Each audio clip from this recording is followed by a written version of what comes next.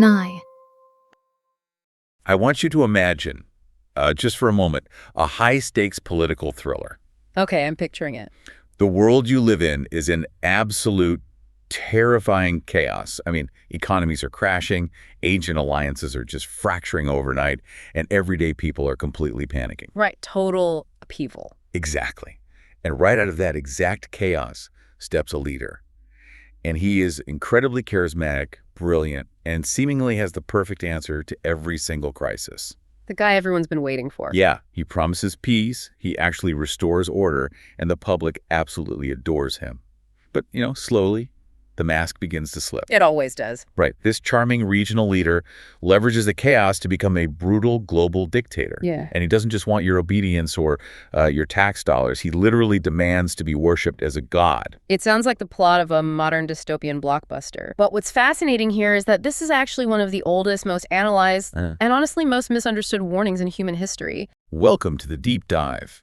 Today, we are unpacking the rise, the fall, and the really terrifying psychological power of the Antichrist. Specifically known in ancient apocalyptic literature as the beast from the sea. Right. And we've gathered a massive stack of sources for you today. We're looking at ancient biblical commentaries, historical papers on first-century Rome, deeply researched theological analyses. There's a lot of material to cover. So much. Our mission is to decode a set of prophecies that have captivated and, let's be honest, confused people for thousands of years. Yeah, and when you strip away the centuries of pop culture baggage, the horror movies and the ghost stories meant to scare teenagers, you're left with something incredibly grounded. Grounded how? Well, it is a profound, meticulously detailed blueprint of how authoritarian power, mass propaganda, and state-sponsored cults actually operate. The ancient writers were warning you about the very real mechanics of tyranny. Okay, let's unpack this. Because to understand this specific tyrant, it seems like we have to start with his environment. The ancient accounts describe him rising from the sea. Yes, the beast from the sea. Now, for most of us today, the sea is like a vacation.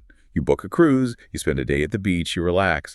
But that is definitely not how a first-century mind viewed the ocean. Oh, not even close. If you were living in the ancient Near East, the sea was terrifying. It was the great, unconquerable unknown. Because they didn't have, satellite weather or steel ships? Exactly. Without modern navigation or sturdy hulls, the sea was incredibly deadly. I mean, in ancient mythology, the sea was often personified as a literal monster. Like a sea dragon or something. Yeah, you see this in the Canaanite myth of Lotan, which was a seven-headed sea dragon, or the biblical Leviathan. The sea essentially represented the abyss. Wow. It was the stronghold of dark, unseen forces, and it served as the ultimate metaphor for the tumultuous, unpredictable churning of warring nations, this reservoir of chaos. Wait, I want to make sure I'm visualizing this right. If the sea represents societal chaos and the constant warfare of human nations, then this beast isn't just mysteriously teleporting onto the world stage from nowhere. No, not at all. He emerges directly from a world in absolute turmoil. He's a product of it. Right. And from the historical profiles we're looking at, he doesn't show up twirling a villain mustache and announcing his evil plan. Well, think about the psychology of a population in crisis. If someone walked up to a podium and announced they were the ultimate embodiment of evil, no one would ever vote for them. Right. They'd be laughed out of the room. Exactly. The historical blueprint shows him rising first as a regional, highly effective leader. He is intellectual, persuasive, and just a master of statecraft. So he sounds totally reasonable at first. Very reasonable. He gains traction precisely because he promises easy solutions to a world that is desperate for order. He thrives on the chaos of the sea. It sounds a bit like a corporate mega merger during a massive bankruptcy. Oh, that's a good way to look at it. Like a slick corporate fixer swoops in when the company is completely underwater. He charms the terrified board of directors, gives perfect reassuring speeches to the press, and convinces everyone to hand over total executive control just to stop the bleeding. Yeah, and it's only after he has the keys to the castle that the authoritarian reality sets in. Right. Once the power is consolidated, the demands shift from just, political loyalty to absolute religious devotion. He becomes a god king. But the ancient visions don't just describe his political strategy. John's vision on the island of Patmos gives this bizarre, grotesque, visual description of what the empire actually looks like. The chimera imagery. Yeah. He sees a creature with the body of a leopard, the feet of a bear, and the mouth of a lion. Mm-hmm. I have to admit, when I first read that, it felt completely random, like a weird zoo animal mashup. It seems random until you cross-reference it with the historical codes found earlier in the Old Testament, Yep. specifically the Book of Daniel. Okay, Daniel. In Daniel's writings, he has a vision of 4 distinct beasts coming out of a stormy sea, and each one represents a successive ancient world superpower. Okay, so the animals are a historical code. Walk me through what they actually stand for. Sure. So the lion with eagle's wings represented the majestic, fierce, and incredibly arrogant empire of Babylon. Babylon is the lion. Got it. Then the bear, which was depicted as raised up on one side, represented the overwhelming, crushing physical strength of the Medo-Persian Empire. And the leopard? The leopard, which had 4 wings, represented the incredible agility and lightning-fast military conquest of Alexander the Great's Greek Empire. Oh, wow. So John isn't seeing a new animal. This beast isn't just one bad guy. He's a historical Frankenstein's monster. That's spot on. He's seeing a hostile takeover of history's worst traits. Man. This final beastly system absorbs the lightning-fast agility of Greece, the crushing brute force of Medo-Persia, and the arrogant, blasphemous mouth of Babylon. It's rolling the absolute worst parts of human empire into one global superpower. Exactly. And the vision goes even further, right? Yeah. Describing this creature as having 7 heads and 10 horns. And the horns even have crowns on them.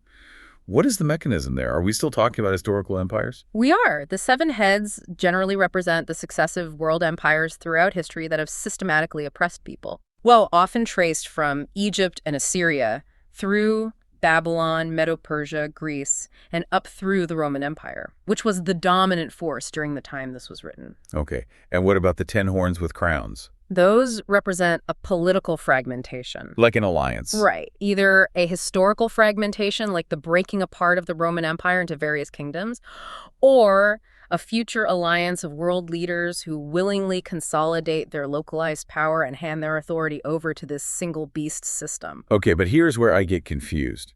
We have this massive, terrifying amalgamation of an empire. But how does a system like this actually get off the ground? What do you mean? I mean, he needs serious capital, serious backing. And the ancient blueprint introduces a dragon standing on the shore of the sea who calls the beast up. Why a dragon and a beast? That feels redundant. Why not just have one ultimate villain running the show? Because of the psychological power of mimicry, the dragon is explicitly identified in the sources as Satan. The dragon stands on the shore, calls the beast up from the chaos, and delegates his own throne, power, and authority to this human leader. If we connect this to the bigger picture, what is forming here is a counterfeit Trinity. So a dark mirror of the Christian concept of Father, Son, and Holy Spirit. Exactly that. The dragon operates through deception because he cannot organically create. He can only distort and counterfeit. That makes sense. So the dragon plays the role of the unseen father, delegating his absolute authority. The sea beast plays the role of the son, an anti-Messiah or Antichrist. He mimics the historical ministry of Jesus, but he inverts the purpose. Instead of sacrificing himself for the salvation of the world, he sacrifices the world for his own subjugation. And the way he goes about that subjugation is really surprising. You would think an empire made of bears and leopards would just use brute military force. Right, just crush everybody. Yeah, but the sources highlight that his initial rise is heavily dependent on charm and clever manipulation. Yeah. The ancient letters say he speaks haughty and blasphemous words. He uses language as a weapon. The war he wages is fundamentally an information war. He alters laws, he shifts cultural norms, and he confuses the public about what is true, what is moral, and what is divine. Here's where it gets really interesting. Let's build a modern analogy for you, the listener, to picture this. Imagine a charismatic frontman for a massive tech conglomerate. Okay. He's young, he's brilliant, he's on the cover of every magazine, and the public hangs on his every word. But behind the scenes, there is a shadow billionaire backer funding his every single move. The silent partner. Exactly. The front man, the beast, gets all the public adoration. But the shadow backer, the dragon, is the one actually pulling the strings, providing the capital, and quietly receiving the world's devotion through his puppet. That dynamic captures the essence of the text perfectly.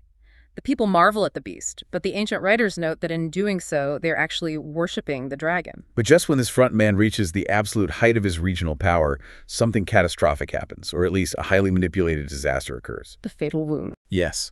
The ancient vision describes one of the beast's heads receiving a fatal wound, a wound unto death.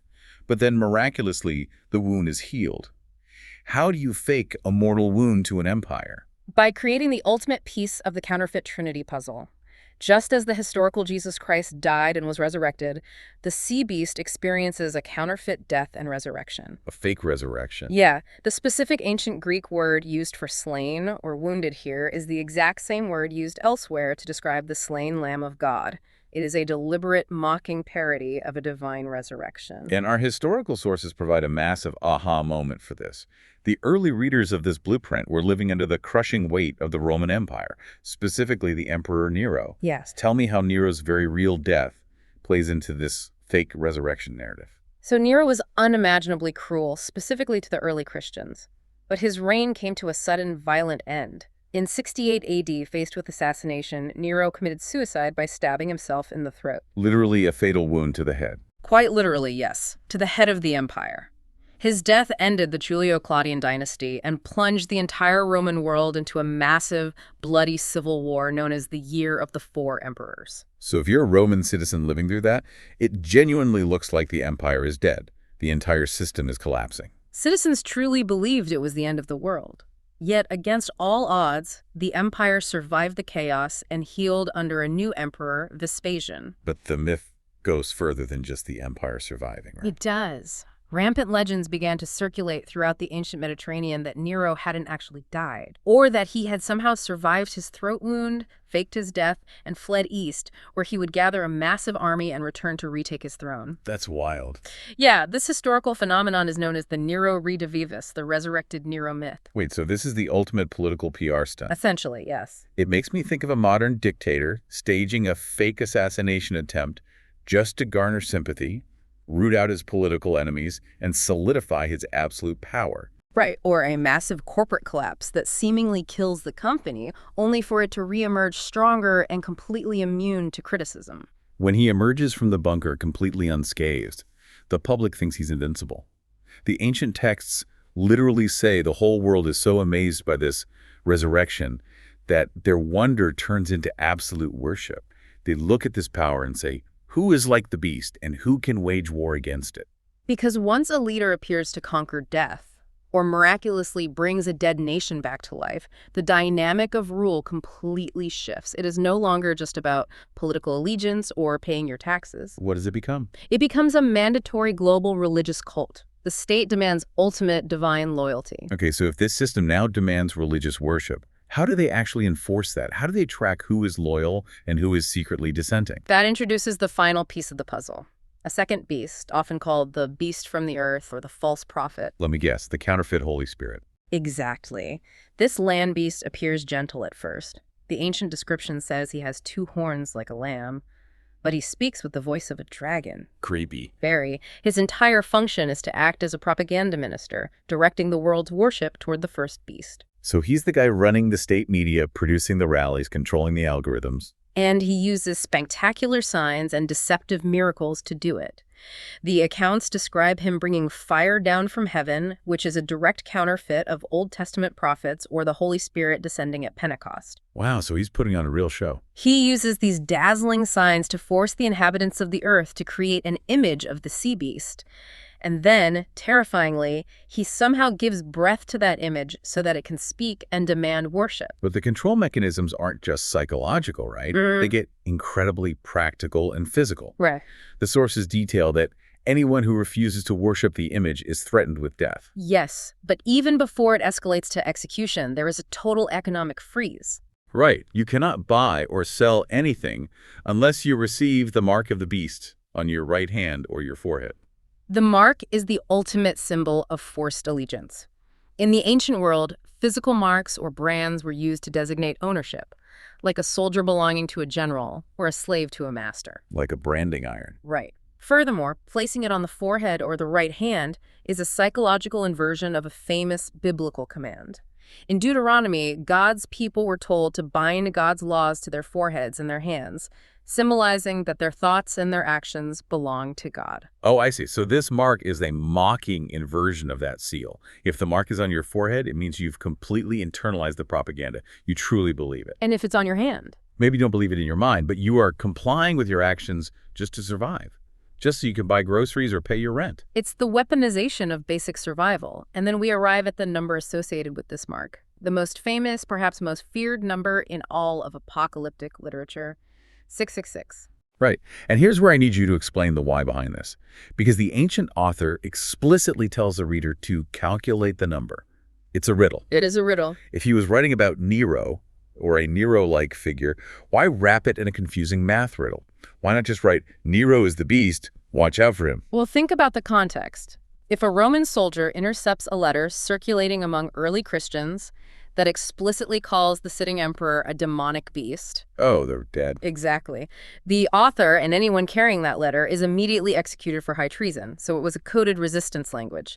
They used a practice common in ancient Hebrew and Greek called gematria. Gematria. How does that work? It's a system where letters of the alphabet also functioned as numbers. Like A is 1, B is 2, C is 3. Similar concept, yes. So when you take the official Greek title for Emperor Nero, which is Neron Caesar, and you transliterate it into Hebrew letters, the numerical value of those letters adds up exactly to 666. Oh, wow. So, for a first-century reader suffering under Roman oppression, this was a brilliant, coded message pointing directly to the tyranny they were experiencing. That makes total sense historically. But our sources also indicate that 666 is more than just a clever cipher for one dead emperor. It has a deeper, lasting psychological and theological meaning. It definitely does. In ancient biblical numerology, the number 7 represents divine perfection and completeness. Like the 7 days of creation. Exactly. The number 6, therefore, represents human effort that perpetually falls short of divine perfection. 3 sixes in a row, 666, represent a trinity of human imperfection. So it's not perfection, perfection, perfection. It's falling short, falling short, falling short. Yes. It is the ultimate expression of human rebellion trying and utterly failing to achieve the status of God. It's humanity elevating itself to the absolute extreme. And it connects back to another historical blueprint. In the Old Testament, King Nebuchadnezzar of Babylon built a massive golden idol. He commanded representatives from the entire known world to bow down and worship it, or face execution in a fiery furnace. Okay, I know this story, but what does it have to do with the number? Well, do you know the physical dimensions of that golden idol? Let me guess. 60 cubits high and 6 cubits wide. Oh, wow. So the DNA of ancient Babylon's forced worship is literally woven right into the mathematical code of this final global empire. It is. Now, looking at our sources, what's wild is how many different groups have pointed fingers at each other using this exact prophecy over the centuries. Oh, it's been a constant debate. Yeah. Sub-scholars known as preterists look at this and argue it was entirely fulfilled in the 1st century by ancient Rome and Nero. Then you have historicists.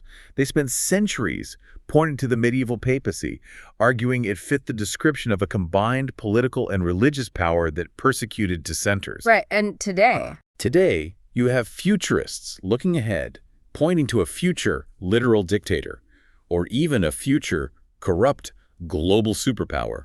And what's important for you listening to this is that we aren't here to declare which of those timelines is definitively right or wrong. We are not taking sides here. Not at all. We are just objectively observing how this profound blueprint has been utilized by varying groups throughout history. But what all of these historical interpretations share is how they use the text as a masterclass in recognizing tyranny. Regardless of the era. Exactly. The imagery of the beast has been used for 2 millennia to critique any system where absolute political power and religious devotion unite to force the human conscience. So what does this all mean for us today? Let's build one final analogy. Imagine the ultimate modern fusion of an authoritarian state and a monopoly tech platform. A terrifying thought. Right. A system that controls your digital wallet, your social credit score, your ability to communicate.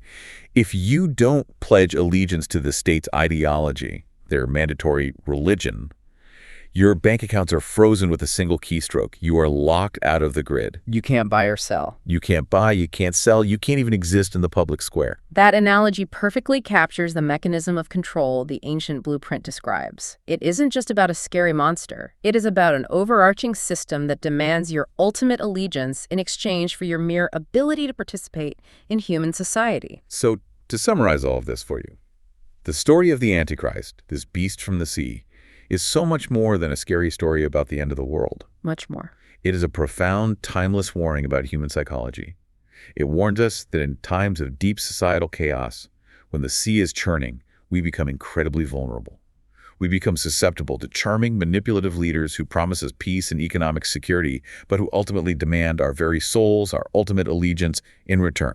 This raises an important question, and really, this whole deep dive serves as a masterclass in critical thinking. It teaches us to be incredibly wary whenever any entity, be it a government, a massive corporation, an institution, or a charismatic leader, demands the unquestioning loyalty that rightfully belongs only to your own deeply held conscience, or to God. When the state demands to be treated as infallible, the beast has risen. Beautifully said. I want to leave you with one final thought to mull over, building on everything we've unpacked today. If the beast truly rises from the sea of our own societal chaos and our own panic, maybe the true warning of this ancient prophecy isn't just about watching the horizon for some future dictator. What is it then? Maybe the real warning is asking ourselves, what liberties, what moral convictions are we willingly trading away right now today just to feel a little more secure in a chaotic world? A very sobering thought. Thank you so much for joining us on this deep dive. Until next time, keep questioning and keep diving deep. 9.